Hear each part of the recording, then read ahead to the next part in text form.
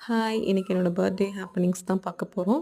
Birthday அன்னைக்கு காலைல சீக்கிரமா எழுந்து குளிச்சு முடிச்சு ரெடியாகி டிமார்ட்டுக்கு ஒரு குட்டி ஷாப்பிங் வந்தாச்சு.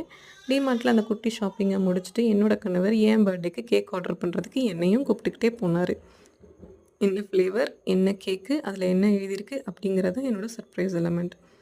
கேக்கெல்லாம் ஆர்டர் பண்ணி முடிச்சுட்டு வீட்டுக்கு வந்ததுக்கப்புறமா எல்லாருக்கும் பிடிச்ச மாரி காளானும், பன்னீரும் போட்டு பிரியாணி மாரி பண்ணோம். அதுக்கப்புறம் அதுக்கு தொட்டுக்கிறதுக்கு முட்டை ஃப்ரையும் பண்ணியாச்சு. சின்ன பிள்ளையில எங்களுக்கு யாருக்காவது பர்த்டே அப்படின்னா எங்க அம்மா கேசரி செஞ்சு குடுப்பாங்க. கொஞ்ச நாளைக்கு அப்புறம் எனக்கு அரிசி உப்புமானா ரொம்ப பிடிக்கும். "நீ எனக்கு அரிசி உப்புமா செஞ்சு குடுமா" அப்படின்னு சொல்லி கேட்டு நானே வாங்கி சாப்பிட்டுப்பேன். காலேஜ் எல்லாம் முடிச்சு வேலைக்கெல்லாம் போனதுக்கப்புறம் தான் எங்க வீட்ல கேக் கட்டிங் அப்படிங்கிற ஒண்ணே வந்து ஸ்டார்ட் ஆச்சு. அது இப்போ வரைக்கும் தொடர்ந்து வந்துக்கிட்டே இருக்கு. ஸோ நல்லா சாப்பிட்டு முடிச்சுட்டு இப்போ கிஃப்ட் அன்பேக் பண்ணலாம். ஃபர்ஸ்ட்டு என்னோட சிஸ்டர் எனக்கு குடுத்த ஹேண்ட் பேக்க வந்து அன்பேக் பண்ணியாச்சு.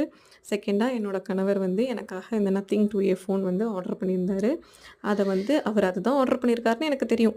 இருந்தாலும் அத அப்படியே சர்ப்ரைஸா வாங்குற மாதிரி நம்ம வாங்கியிருக்க சந்தோஷமே தனி சந்தோஷம். நத்திங் 2ஏ பத்தி சொல்லணும்னா கேமரா குவாலிட்டி வந்து அல்டிமேட்டா இருக்கு. வேற யாராவது நீங்க வாங்கணும் அப்படின்னு நினச்சிட்டு இருந்தீங்கன்னா, கண்டிப்பா இந்த ஃபோன நீங்க ப்ரிஃபர் பண்ணலாம்.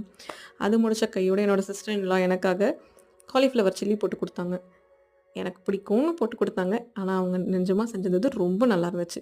கேக் கட்டிங்கும் பண்ணி முடிச்சாச்சு. காலிஃப்ளவர் சில்லியும் சாப்பிட்டு முடிச்சாச்சு.